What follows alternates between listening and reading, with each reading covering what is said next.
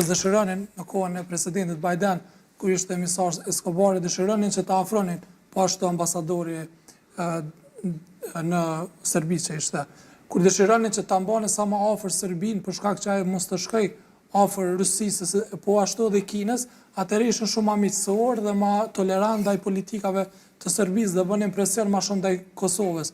Mos të harrojmë se Serbia është duke punuar në shumë drejtime për të lobuar të presidentin Trump, sidomos të presidentin Trump. Ishte ambasadori i Shtetit të Bashkuara. Edhe vizën për jam valla. Është pjesë S'pjarin hes. Po sigurisht tash nëse shohim tash raportet e fundit të Shtetit të Bashkuara të Amerikës me Rusin, kur prej asaj që mendonte që mund të arrinte një marrëveshje shumë të shpejtë në Ukrainë, filloi të ashpërsoj sanksionet ndaj Rusisë dhe shteteve që bashkëpunojnë me Rusin, sigurisht kjo është në të mirë të Kosovës, se Serbia është një bashkëpunëtore e Rusisë dhe nëse këto raportet mes Shtetet të Bashkuara të Amerikës dhe Rusisë shkojnë duke ashpërsuar dhe Shtetet e Bashkuara të Amerikës vendosin për të vendosur edhe sanksione që njihen si sanksione të dorës së dytë, që i bie që jo, përveç që sanksionohet Rusia direkt, sanksionohet edhe shtetet të cilat bëjnë biznese me Rusin, që ishte rasti Indis, që mori tarifat të reja për shkak të blerjes së naftos me shumë tol prej Rusisë. Këtë raport ne jemi ndihmuar për shkak se së fundmi raporti mes presidentit Trump dhe Putin është ftohur disi, edhe pse pati disa tentativa dhe kjo sigurisht është në të mirë të Kosovës dhe kjo është reflektuar. Mirë po në aspekt afatgjatë dhe në një mundësi ku raportet mes zotrit Trump dhe Putinit mund të afrohen më shumë, besoj që edhe raporti i forcave mes Kosovës dhe Serbisë mund të ndryshojë dhe kjo mund të rrezikojë ende pozicionin e Kosovës në dialog, mund të dobësojë atë. Kur këtë arsye ne kemi bërë gabime, është e vërtet. Qeveria e Mahashme ka bërë gabime.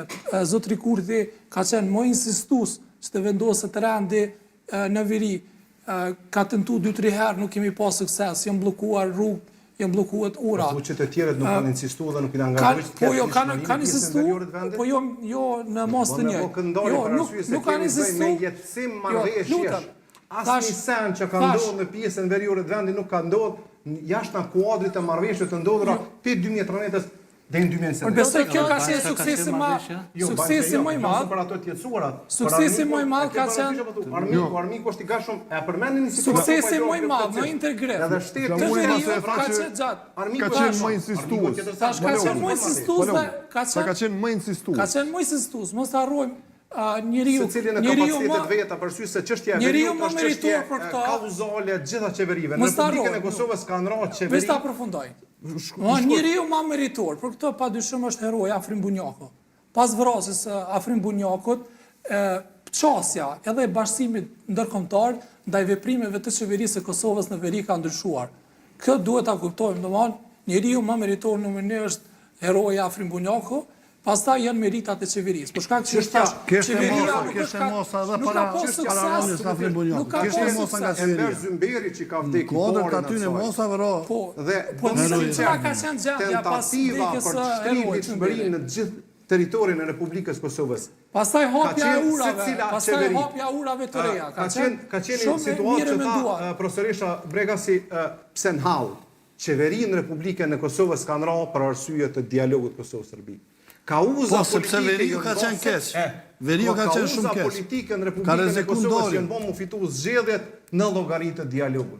Kauzë politike ka qenë, pra ka qenë që Kosova ka qenë hall në politikën e brendshme, ka reflektuar fuqishëm dhe për rrjedhoj ka qenë një angazhim intensiv, keq përdorim dhe keq përdorim. I çështjeve politike që unë pajtona me ju kishte më qenë shëndetshme, jashtëzakonisht e bukur, pas GND-s, Republika e Kosovës më thonë, ne kemi të patentuar shtetësinë tonë.